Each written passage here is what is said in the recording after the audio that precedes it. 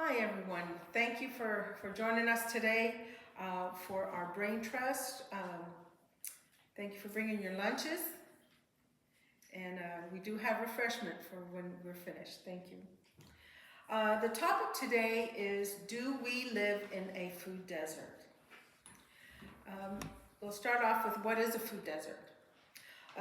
Wikipedia tells us that a food desert is an area that has limited access to affordable and nutritious food.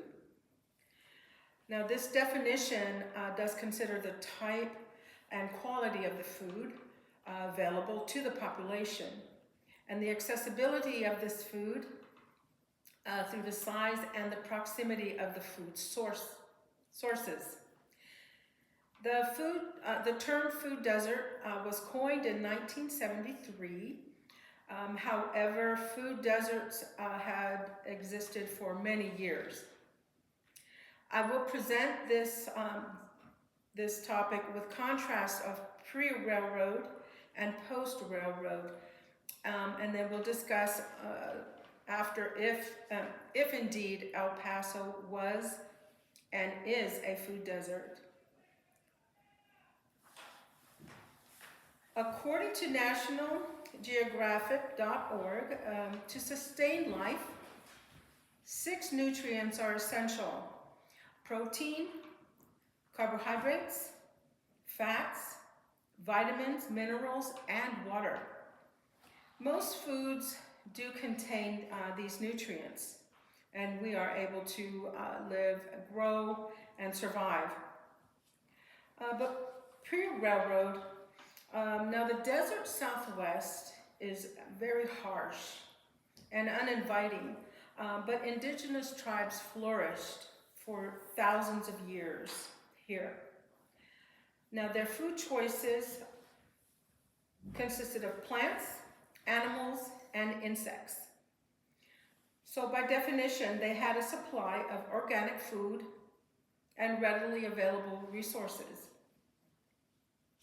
Some of these local tribes were the Apache, the Mescalero Apache, Lipan Apache, Comanche, the Isleta del Sur Pueblo, the Humanos, and Piros.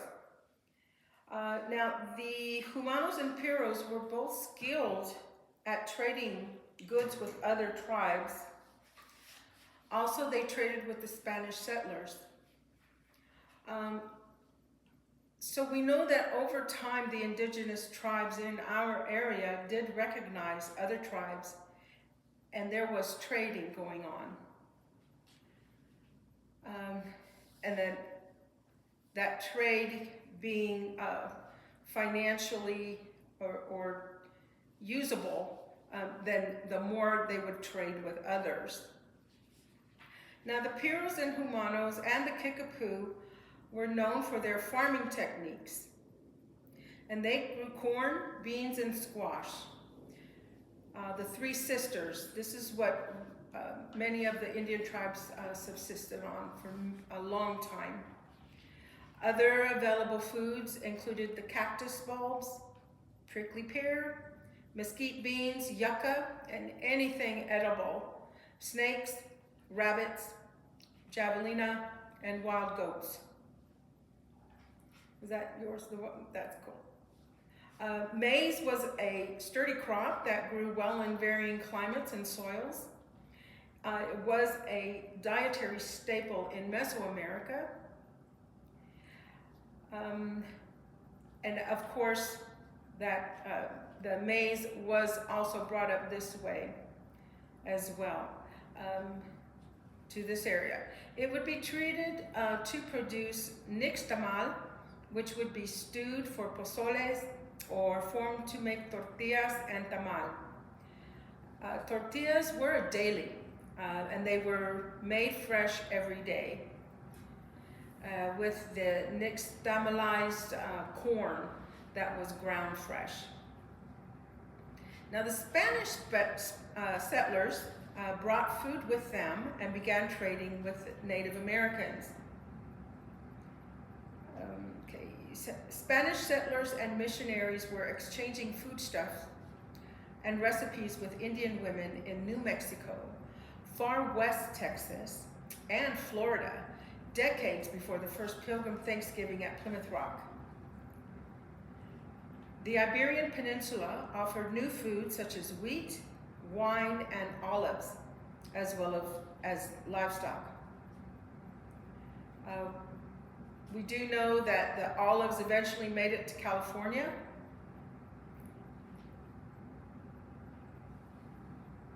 Now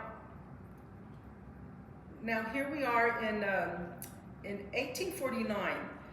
The train has not arrived yet to this area. So we're still pre-railroad. Now, Anglo settlers from the eastern United States arrive.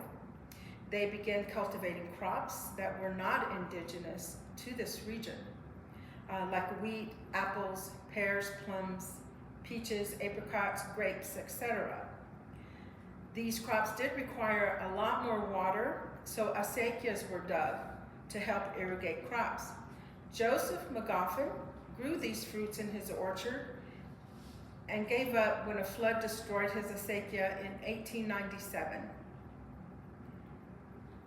The new settlers also brought more livestock as well as beasts of burden to help cultivate the land as well as serve as modes of travel. And of course, the traveling facilitated a lot of the more trading between tribes. In 1866, the chuck wagon was developed. Pork and corn were what people ate in the Texas wild. Pigs were fed corn, and pork was called corn turned into meat. The Texas longhorn were also in the wild, and soon they would be food and commerce. The cattle were used for milk and to carry large load in the beginning, they were. And when they looked at the fresh meat, it was very unappetizing to see it. So a lot of that fresh meat was not eaten. It was looked at as unhealthy. Back then, meat was smoked or cured and then eaten later. A little bit of wheat was grown here, so Texans ate mostly cornbread, tortillas, and hominy.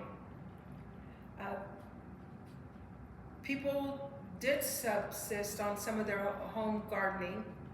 Now, the vegetable gardens eventually were given up because the water they used, it had way too much human waste at a time when typhoid fever killed many people. So a lot of the vegetable gardens were given up. Texas finally took shape after the Civil War. In Houston, they had the most collection of healthy, affordable food. Still, with the foods that they had, if they didn't have their essential nutrients needed, there was always health risk. Children needed these nutrients in order to grow, to learn, and to survive. But if they didn't have that, there was a lot of hunger involved, and then with hunger is disease. Not only that, but if you're in a food desert like today, you do have other diseases because you can't get fresh vegetables and fresh food. You're forced to eat maybe fast food or foods not so healthy. And of course, the risk of diabetes is paramount.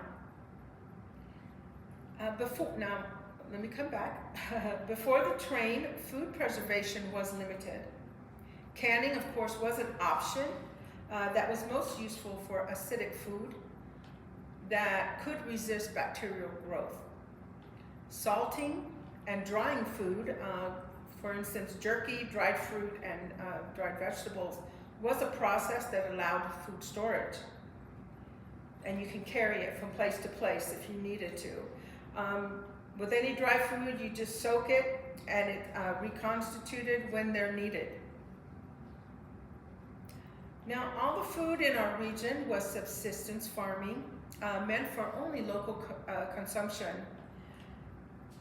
A wagon ride to Dallas could take up to 2 months. In this heat and open hostile terrain, that was a chance many people were not willing to take. So also, most food would not survive a trip like that and then be viable for other food markets. Until shipping could happen faster and in a more controlled manner, food from this region would stay here. Now, we'll discuss post-railroad. The railroad arrived in this area, 1881, and it did open up the region to not only receive food, but to produce food and sell in other markets. However, the climate proved to make crops very costly. Our number one resource that makes life possible in the desert, Southwest, is water, and many non-indigenous crops require too much water. So the trade made it easier to import these foods rather than use local water.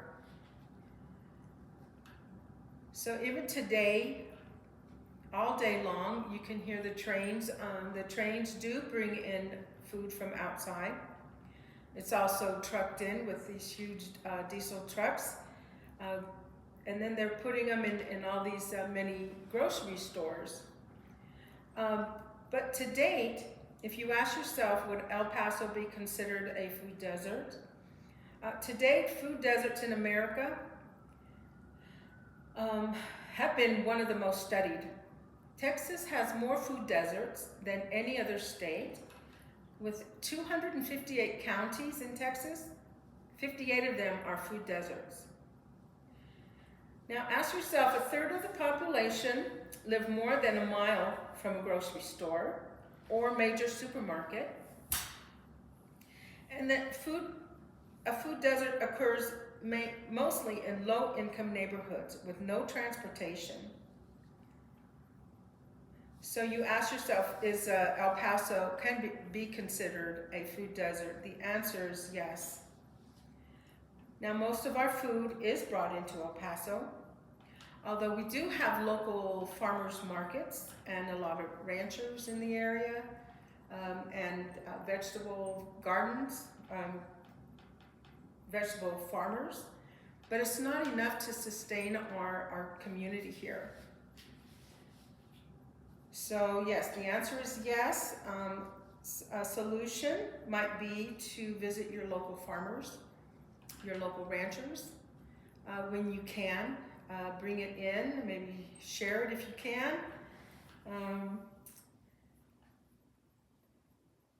But it's a hard road. So hopefully in the future we can figure out what we're doing here. Start your own garden again. I know we did before. That can be a solution for some of your needs at home. But thank you very much for coming today. I appreciate it.